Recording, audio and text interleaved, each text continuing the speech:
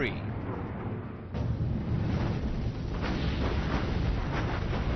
Only hours before, these same vessels had come under withering gunfire from the Japanese Navy.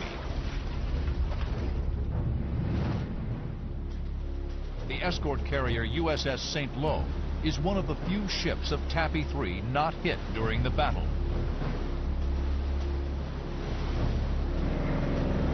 Planes are now returning to St. Lo from the morning's combat and are quickly moved below decks for rearming and refueling.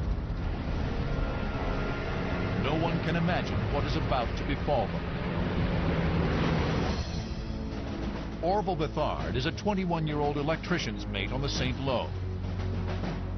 I've never heard of a kamikaze. I've heard of bombers and all those kind of things, but somebody purposely doing this didn't even occur to me.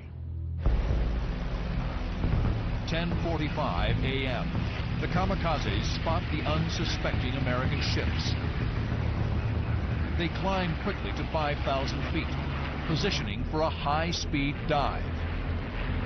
The Japanese pilots select their targets, the vulnerable flight decks of the escort carriers. Escort carriers became the target of choice due to the fact that they had a thin wooden flight deck that could be penetrated by incoming kamikazes and their bombs. At 10:49, Lieutenant Seki sees his opening. He rocks his wings to signal the attack. Diving on the USS White Plains, Seki is hit by flak and veers towards the St. Lo. But we've been bombed before and everything, you know, all this way, but this guy was low. It was heading for us like he was going to make a landing on our flight deck. Somebody behind me opened up with a 20-millimeter gun, and it may have hit him, but it didn't stop him. Captain Francis McKenna orders full right rudder, but the 10,000-ton vessel is slow to respond. This thing's doing 300 miles an hour, and he's coming in a matter of seconds. Now, you can try to turn the ship, but there's not much you can do about it. At 10:53, Seki sweeps in over the stern, then dives onto St. Lo's flight deck.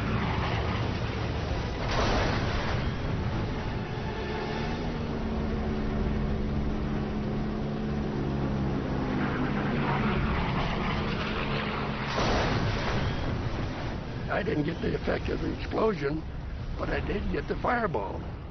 And it come sweeping over where I was located, so I ducked real low and it was skinning on over and out.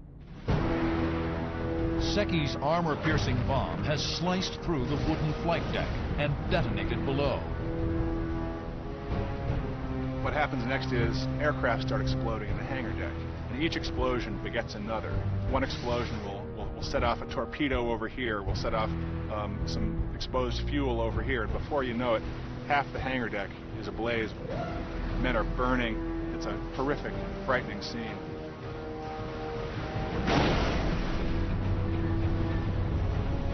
Valiant crewmen try to contain the raging inferno, but just 7 minutes after the first kamikaze hit, St. Lo is in shambles. Captain McKenna orders the abandoned ship, at which point the lines go overboard and men start jumping into the sea, swimming away from the ship, trying to gain some distance before the ship goes down and sucks them under with it. At 11:20 a.m., an 8th explosion. The aircraft bomb magazine detonates, ripping apart the St. Lo. I could feel a big concussion from that in the water. And I turned around and I looked and I watched it then. The ship had turned about like that and was going down stern first. I don't know how many live people were still on there. And I was thinking, there goes my home. At 11:25, the once proud ship slips beneath the surface. Of a crew of over 850, 114 are lost. USS St. Lo was the first American ship sunk by kamikazes.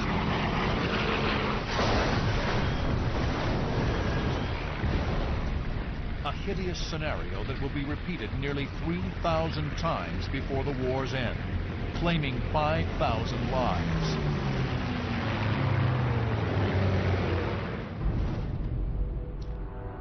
The idea for suicide attacks was first considered nearly 20 months earlier, in the wake of Japan's humiliating loss of Guadalcanal in February 1943. The kamikaze program was born of desperation when they realized that there was not much they could do against the overwhelming strength being deployed by the Americans. There wasn't much they could do in the conventional, traditional sense. The concept was originally rejected as defeatist. But with the Allied invasion of the Philippines, the decision is made to unleash the suicide weapon. The goal is to inflict sufficient casualties to destroy the Americans' will to fight. The new strategy is called Toko. They referred to the tactic as Tokubetsu Kogeki, which means, literally translated, special attack. Vice Admiral Takajiro Onishi is charged with implementing Toko operations immediately. He enlists volunteers from the 201st Naval Air Group in the Philippines. There's no time for specialized training. Many of the first volunteers are dive bomber pilots. It is hoped that their experience in near vertical dives will translate into the Toko mission. The success of the initial kamikaze mission on October 25, 1944, unleashes a tidal wave of attacks. The Navy and Army High Command draft inexperienced pilots into practically any flyable airplane. By the time of the Okinawa invasion in April 1945, massive kamikaze raids are bringing a glimmer of hope to Japan's desperate situation.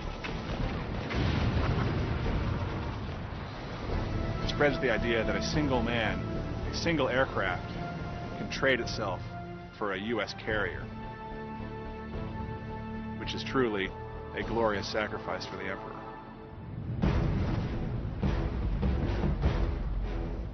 April 16, 1945. The destroyer USS Laffey, accompanied by support ships LCS-51 and 116, is patrolling waters 50 miles north of Okinawa. The ship is on radar picket duty, a new defensive tactic that positions a ring of destroyers around the main invasion force to create an early warning system against incoming aircraft. Laffey is manning station number 1, the closest to Japan. The last 4 destroyers to patrol this area were slammed by kamikazes. Ari Futridis is a 19-year-old quartermaster on Laffey. We knew that being the first in the line of defense was dangerous, but we didn't realize to what extent.